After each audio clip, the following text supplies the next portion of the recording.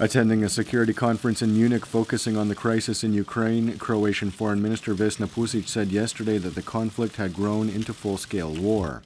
After a meeting between French President François Hollande, German Chancellor Angela Merkel, and Russian President Vladimir Putin failed to produce results, Hollande said that unless a resolution is achieved, the next stage would be war. And while the U.S. is calling on Russia to take action, the President and I, we agree we must spare no effort to save lives and resolve the conflict peacefully. Don't tell us, show us, President Putin. Too many times President Putin has promised peace and delivered tanks. Russian Foreign Minister Sergei Lavrov responded that a European home had not been created because Russia's Western partners had not concerned themselves with the goal of creating joint security, but rather with the illusion of winning the Cold War.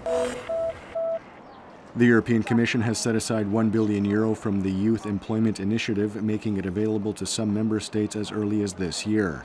The measure is aimed at the 20 member countries, including Croatia, which are in the excessive deficit procedure.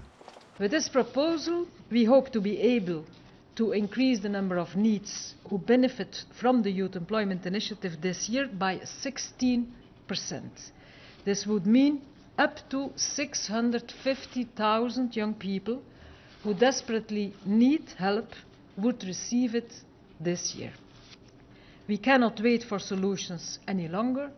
Every day that young people remain unemployed is one too many. The presidential inauguration is exactly 1 week away, and according to the Foreign Affairs Ministry, some 10 state heads will be attending the event.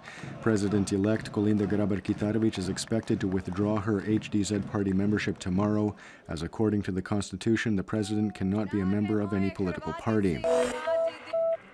Meanwhile, speaking to reporters yesterday, outgoing President Ivo Josipović said that he was still considering his political future and that he was unsure if he would be returning to the Social Democrats, noting that so far there had been no contact with his former party. The recent heavy snowfall has caused serious problems for people living in central Croatia.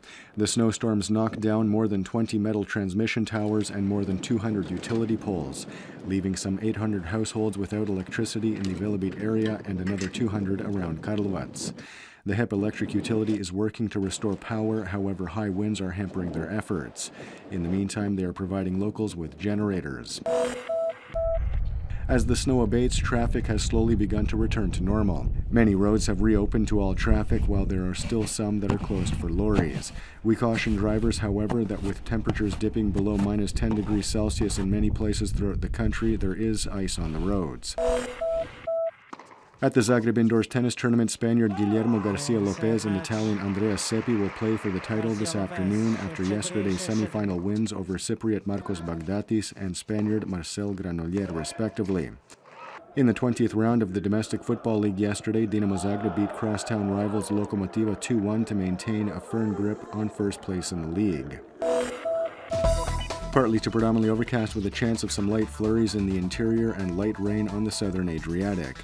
There will be a moderate to strong northerly and northeasterly wind throughout the country, reaching gale force gusts on the coast by nightfall. Highs will be between -3 to +2°C inland, 6 to 11 on the Adriatic. Cold and windy on Monday morning, followed by increasing cloud cover and some snow in the evening that could last into Tuesday morning. This will be followed by warmer temperatures and more sun. More sun is also expected on the coast. However, the northern coast could still see some moderate cloud cover tomorrow. There will be a strong to gale force northeasterly and northerly wind that will begin to subside by mid-week.